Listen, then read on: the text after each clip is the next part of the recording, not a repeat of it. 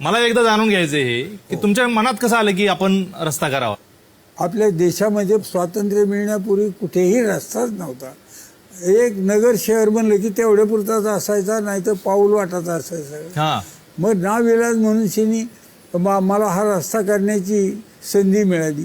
पण याच्यामध्ये एक मी सहजासहजी आपल्या गांधीजीकडे गेलो आणि सहजासहजी गांधीजींकडे गेलात? हो महात्मा गांधीजी? हो, तर वर्ध्याला गेलो.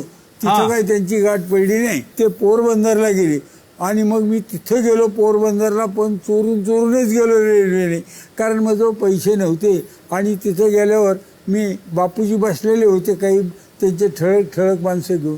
त्यावेळेला त्यांनी विचारलं, क्या रे बेटा? तर मी सांगितलं, मैं आपकी मुलाकात के लिए मैं आया. तो बोला क्या बात है? तो मैं बोला मुझे कोई ना कोई अच्छी तरह से काम दे दो. तो अच्छा ठीक आहे म्हणले. ते मला म्हणाले की तुम्ही आपल्या देशाकरता रस्ते तयार करा. मी म्हटलं कसं काय? म्हणले अमेरिकेने ज्या वेळेला स्वातंत्र्य मिळालं त्यांना, त्यावेळेला त्या स्वातंत्र्यामध्ये त्यांनी मोठी कॉन्फरन्स भरली आणि त्यामध्ये विचारलं की आपला विकास कशात आहे. तेव्हा त्यांनी सांगितलं की आपला विकास रस्त्यामध्ये. आणि मग तो एकमताने ठराव पास झाला आणि विकासाचं काम म्हणजे त्यांनी रस्ते अगोदर केले. आणि खरं तेच आहे हे माझ्या मनाला पटलं. मी त्या पद्धतीने विकासाच्या कामाला लागलो. आता मला एक अडचण आली की वन खात्यामध्ये मला रस्ते करायची बारी आली.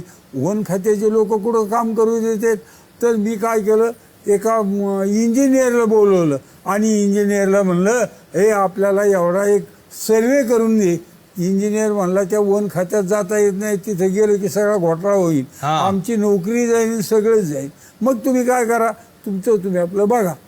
मग माझ्या एक लक्षात आलं की जनावरं जे असतात ते अतिशय चांगल्या दर्जाचे विचारी असते. मग मी तिथे एक गाढव येत होते 2. मग मी 2 चुन्याच्या पिशव्या आणल्या, त्याच्यामध्ये वाळू कालवली आणि वाळू कालून ते चुन्याच्या पिशव्या त्या गाढवाच्या पाठीवर त्या काय करायला टाकायला सांगितलं. आणि म्हणलं न हाकलता तुम्ही आपण दोघं मागं राहू, गाढवाच्या मनाला वाटेल तसं ते जाईल.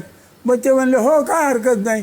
आणि त्याच्या पाठीवर टाकल्यावर त्या पिशव्याला खालून मी भोकं पाडली, कारण थोडं तरी का व्हायना आपल्याला मार्किंग झालं पाहिजे ही माझी कल्पना होती. त्याप्रमाणे ते गाढव सुटलं. जवळजवळ 2 तास ते गाढव त्या रस्त्याने चालत गेलं आणि खाली त्याच्यामध्ये चुन्याची निवळी थोडी पडत गेली. त्यामुळे ती मार्किंग झाली. आता आम्ही त्या पद्धतीने 40 लोक लावले आणि लगोऱ्या करायला सुरुवात केली, कारण आपल्याला तिथं काडी मात्र रस्ताच नव्हता.